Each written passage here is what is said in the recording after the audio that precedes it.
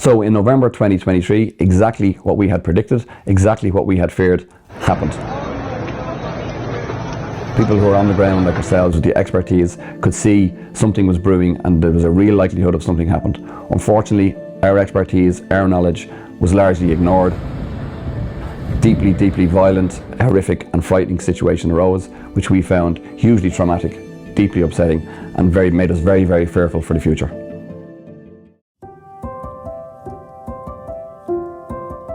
The work that we are carrying out in the co-op through the Roma Employment and Training Programme is really described the best as a wraparound support. Because I think sometimes with inclusion work we forget that our ability to thrive and be socially included in Ireland isn't just about working and education. It's also about linking people to cultural activities and looking at what is missing. One of the groups and one of the programs that I have been delivering over the last year and a half is the Healthy Foods Made Easy. And I've been working really closely with Larkin Community College, one of the local secondary schools in the area. In the Roma Employment Programme, we help people with pretty much everything. For example, we help mentoring. We run a coffee morning and it's open to everybody in the community. And the coffee morning is just a safe place for people to come. And a lot of people have been isolated through over COVID and for their own reasons that they might have stuff going on in their lives. And it just gives them something to get out and look forward to every Monday.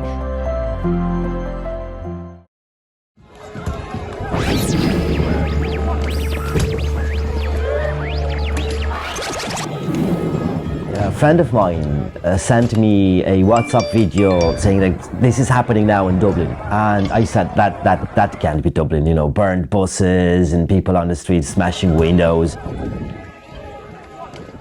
Yeah, when I heard about the riots happening in Dublin, I was quite shocked. My sister actually went to the school where the attacks happened, and I actually was a past pupil of the school as well, so made me way over to the school just to check in on my sister and see if she was okay. Thankfully she was, and from there we just went home, looked after each other, and then, you know, you could really feel something brewing in the city, like immediately. So when the Dublin riots happening, I felt like quite worried and scared.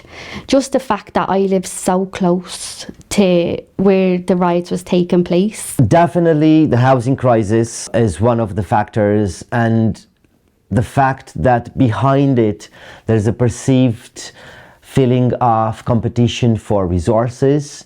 So there isn't around to go for everybody, so then why shouldn't we protect our own in the detriment of other people? The inner city, the community itself has always been a very strong, resilient and also a really welcoming community. But there's a lot of intergenerational issues that have affected the people, the families, absolutely everybody living in the inner city, you know, have always just been at a forefront for people living in this area.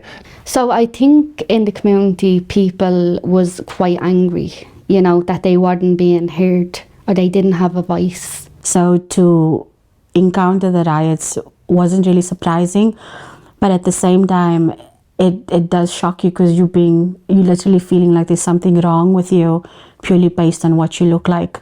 Ireland is going through a transformation process, and we're seeing in the latest census that the figures have moved, and Ireland is now a more diverse place with everything good that brings and some of the bad, unfortunately, that brings. The response, I think, following the riots and the attack, you know, should be not to pinpoint the blame on one specific group.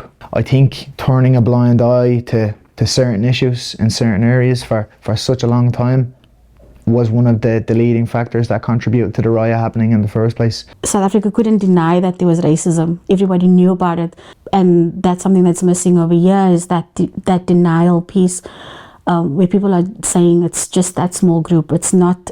We need to look at some of the structures, some of the institutions that also perpetuate the sense of you know, discrimination and bias. It's hard for me to kind of come up with an answer that would help in healing many of the bruised feelings in both communities. But I do feel if people are listened to and they have a voice and are being heard, that might make a difference. The real gold is, the magic is, it's that grassroots, it's that dialogue, it's connecting, it's really hearing how do we translate those experiences into programs, into policies that really meet people so that no one is left behind. Yeah, I think the SICAP funding before the riots definitely contributed to a lot of our programs that we were delivering in the communities. The SICAP funding has helped us a lot in both programs. With English classes and training such as safe pass manual handling, mentoring, and just to have the staff required to hold the clinic is very important. One particular group I've noticed within the Somali women's group that have started attending English classes, just seeing them start at the day of induction, not connecting with anyone else, and then going back to do a follow-up meeting with them a few weeks into the course and seeing them maintain eye contact, seeing them ask questions in English. I feel that people are just a bit more hesitant now to take part in activities or groups or clubs in the inner city because of the bad rap and the bad name the media has given to the inner city. So we're working really hard of protecting the community and not exposing the community further. So suppose we're trying to reduce queue time as much as possible so people are not exposed on the street. It's very stressful for me because I want them to believe that we're there for them and that we would never want them to be visible but not safe. So therefore we are concerned about their safety at all times. So the importance of SICAP funding to Dublin City Community Co-op to enable us to do our work simply cannot be underestimated. It is absolutely critical to the alleviation of poverty, to addressing social inclusion, to addressing racism, and to addressing a multitude of problems here in the inner city. And because the co-op works in an ever increasingly complex and ever changing and evolving environment, staff safety, staff security, and staff mental health is becoming increasingly more important for us, more a factor for consideration, a huge factor in our risk assessments. So looking to the future, we now have to ensure that we have sufficient funding, such as SICAP, to enable us to make the impact we want to make in communities, while at the same time ensuring the security and the safety and mental health and well-being of our staff.